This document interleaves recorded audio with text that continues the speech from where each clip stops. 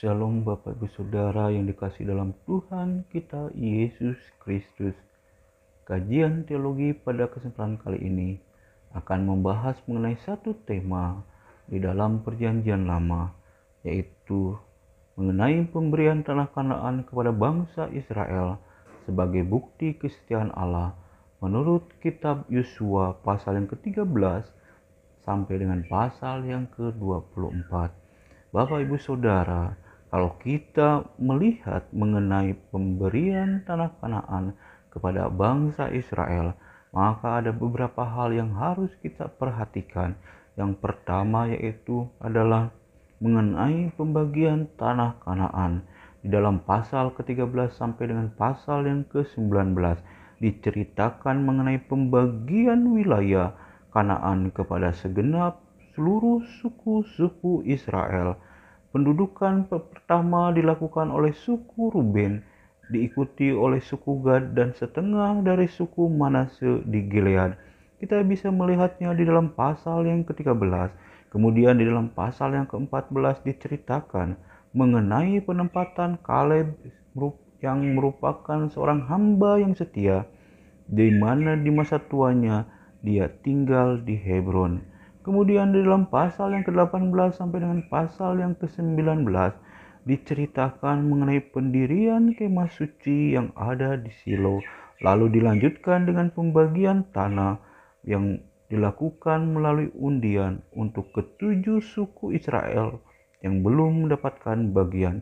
Hal tersebut merupakan simbol atau lambang dari upah yang diberikan Allah kepada orang-orang Israel karena keyakinan iman mereka kepada Allah. Keyakinan orang Israel bahwa tanah Kanaan dikaruniakan Allah merupakan hal yang penting dalam kepercayaan bangsa Israel.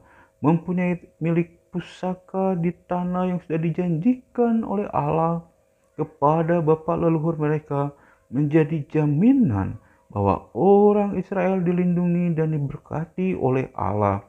Kita juga bisa melihat mengenai peristiwa atau kejadian, yaitu kisah Nabot di dalam 1 Raja-Raja pasal yang ke-21 ayat yang ketiga, di mana pada bagian tersebut Nabot diceritakan tidak mau menjual milik pusakanya kepada Raja Ahab.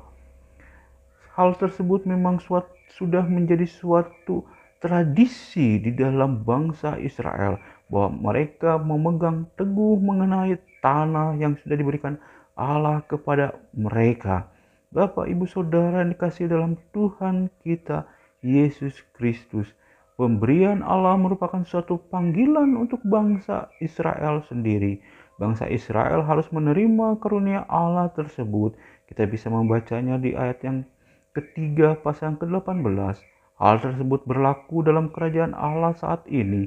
Tuhan memberi, maka umatnya harus mau menerima pemberian Tuhan tersebut. Dapat dilihat dari unsur lain dalam pasal-pasal tersebut. Misalnya kesetiaan Allah harus dibalas oleh kesetiaan umatnya. Begitu juga kesetiaan umatnya akan dibalas oleh kesetiaan Allah.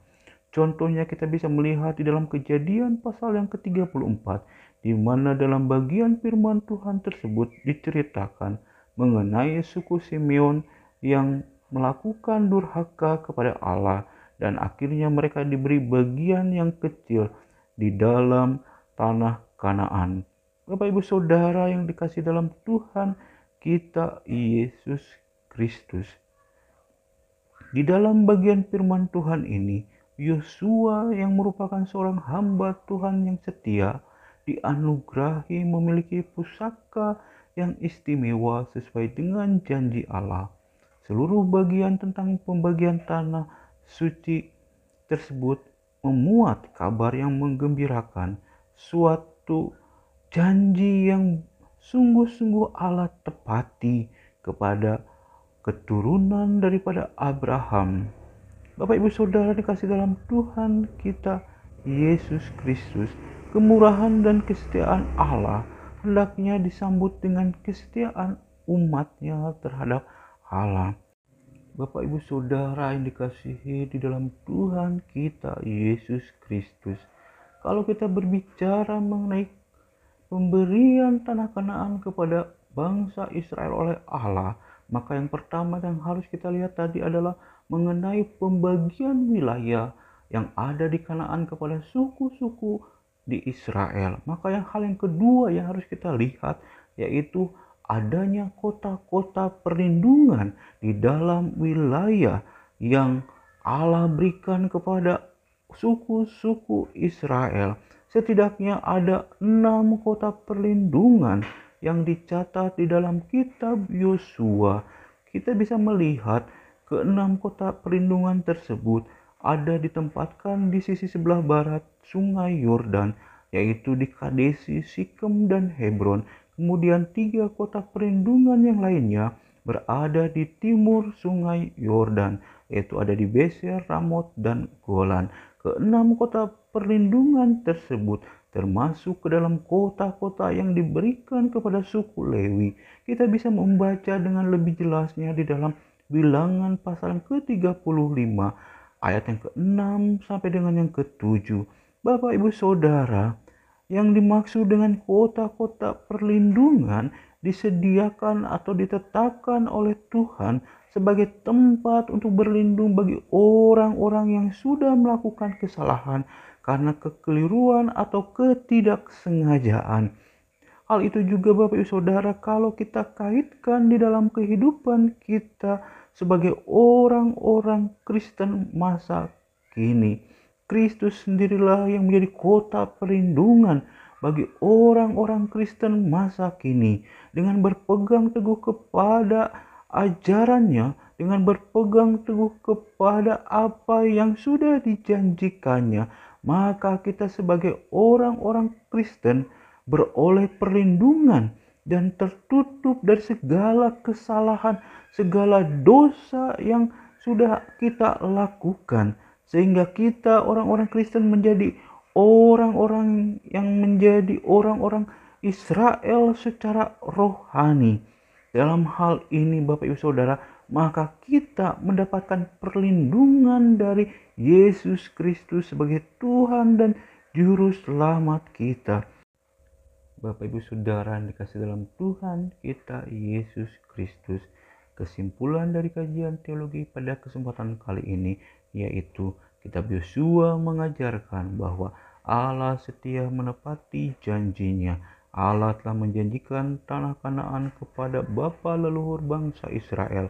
Lalu Allah juga memperbaharui perjanjian tersebut ketika bangsa Israel keluar dari tanah perbudakan di Mesir, dan Allah menjanjikan kepada Musa di dalam Keluaran pasal ke-6 ayat yang ke-4, dan Allah berjanji bahwa Yosua akan memimpin bangsa Israel untuk memasuki tanah perjanjian. Kita bisa membacanya di dalam Ulangan pasal yang ketiga ayat yang ke-27 sampai dengan yang ke-28. Bukti kesetiaan Allah dalam menepati janjinya dapat terlihat. Yang pertama yaitu ketika bangsa Israel memasuki tanah Kanaan. Yang kedua adalah ketika bangsa Israel menaklukkan tanah Kanaan. Yang ketiga adalah ketika bangsa Israel menduduki tanah Kanaan. Di dalam Yosua pasal 13 sampai dengan yang ke-24. Pada zaman Yosua ada 3 macam amanat yang berguna untuk memelihara kesejahteraan umat Allah, yaitu yang pertama, umat Allah harus berpegang teguh pada firman Allah. Kemudian selanjutnya harus nantiasa waspada, mengasingkan diri dari bangsa-bangsa Kanaan. Kita bisa melihatnya di dalam pasal yang ke-23 ayat yang ke-7. Dan umat Allah harus nantiasa berpaut pada Allah dengan kasih yang sesungguhnya. Kita bisa melihatnya di dalam pasal yang ke-23 ayat yang ke-8 sampai dengan ke-11. Demikian pula amanat tersebut masih berlaku bagi kita orang-orang Kristen masa kini. Yang pertama yaitu alasannya orang Kristen harus nantiasa berpegang teguh kepada firman Allah. Yang kedua adalah orang Kristen harus nantiasa mengasingkan diri dari segala sesuatu yang buruk atau yang jahat. Dan yang ketiga adalah orang Kristen harus nantiasa berpaut kepada Allah dengan kasih yang sepenuhnya. Amin untuk kajian teologi kita pada kesempatan kali ini. Yang dikatakan berbahagia adalah setiap kita yang membaca, merenungkan, dan melakukan firman Tuhan itu di dalam kehidupan kita hari lepas hari.